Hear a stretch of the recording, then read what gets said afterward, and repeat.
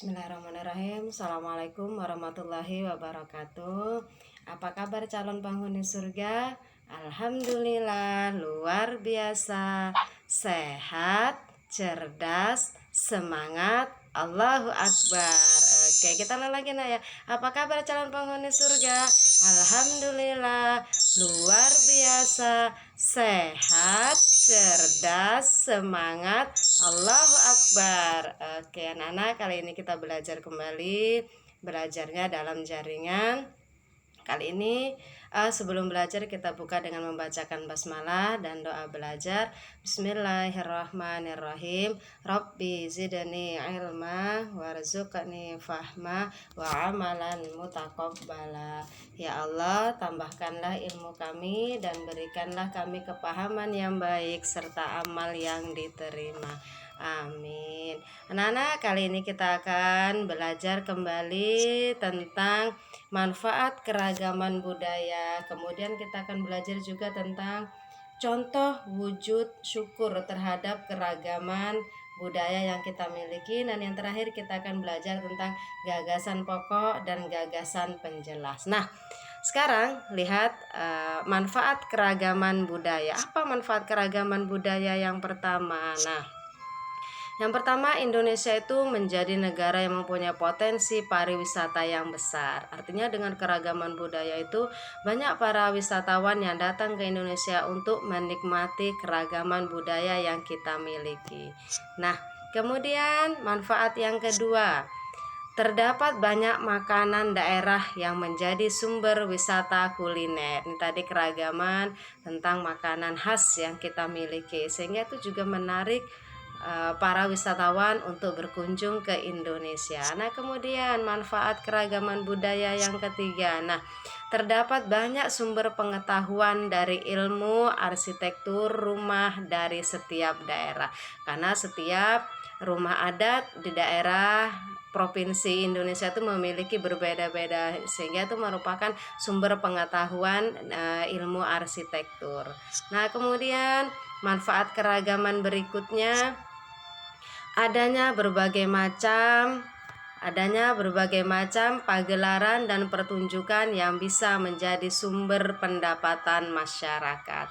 Nah, inilah beberapa manfaat keragaman budaya yang kita miliki.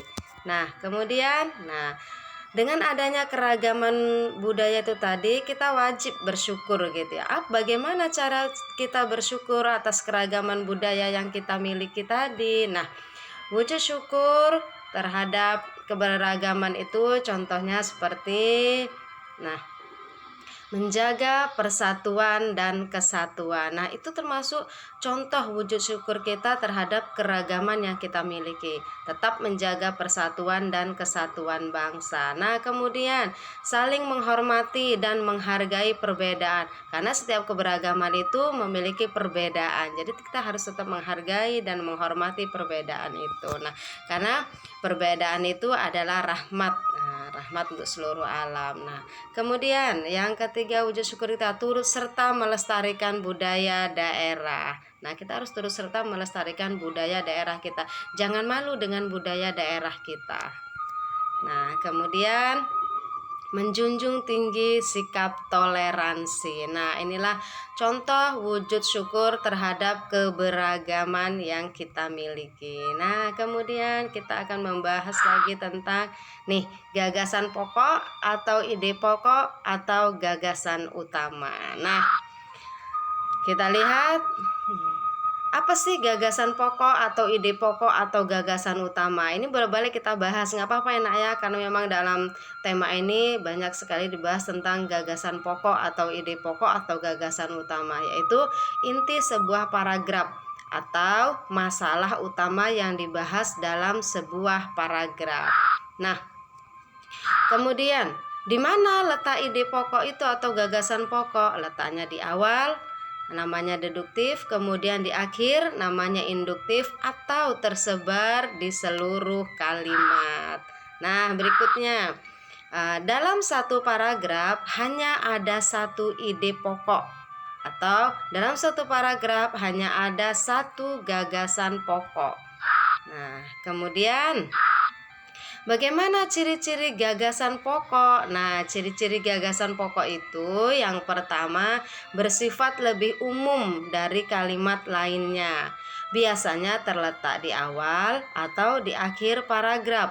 Nah, kemudian gagasan pokok ini dia dapat berdiri sendiri. Artinya ketika kalimat lain itu dihilangkan, kita tetap bisa memahami apa maksud dari kalimat itu. Itulah namanya dapat berdiri sendiri. Nah, kemudian gagasan pendukung. Nah, apa gagasan pendukung itu? Gagasan pendukung disebut juga dengan gagasan penjelas atau kalimat penjelas. Nah, ini berfungsi untuk menjelaskan gagasan pokok. Nah, kemudian bagaimana ciri-ciri gagasan pendukung? Nah, ciri-ciri gagasan pendukung itu ciri-ciri gagasan pendukung yang pertama itu bersifat lebih khusus dari kalimat yang lainnya. Jadi dia bersifat lebih khusus. Nah, kemudian ciri berikutnya, biasanya dia hanya berupa contoh, data, ataupun pernyataan-pernyataan. Nah, kemudian dia satu paragraf terdiri atas beberapa kalimat. Nah, tadi bedanya kalau ide pokok dalam satu paragraf hanya ada satu. Namun kalau dalam gagasan pokok dalam satu paragraf itu ada beberapa kalimat. Nah, kemudian tidak dapat berdiri sendiri. Artinya apabila kalimat lain dihilangkan, maka kalimat tersebut sulit kita pahami maksudnya. Nah, itu tadi tidak dapat berdiri sendiri. Nah, kalau tadi ide pokok atau gagasan pokok, dia mampu berdiri sendiri walaupun kalimat lain dihilangkan, kita dapat memahaminya. Nah, namun kalau di gagasan penjelas ini tidak, dia tidak mampu berdiri sendiri. Artinya apabila kalimat lain dihilangkan, maka kalimat tersebut akan sulit untuk dipahami maksudnya. Oke anak-anak, demikian pembelajaran kita kali ini. Mudah-mudahan kita semua dapat memahami materi yang sederhana ini dan Ananda bisa mengerjakan lembar soal yang tertulis hari Senin tanggal 3 Agustus 2020.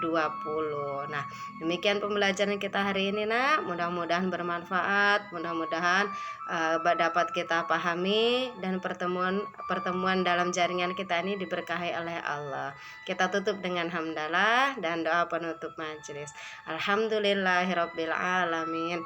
Subhanakallahumma wa bihamdika asyhadu alla ilaha illa anta astaghfiruka wa atubu ilaik. Assalamualaikum warahmatullahi wabarakatuh.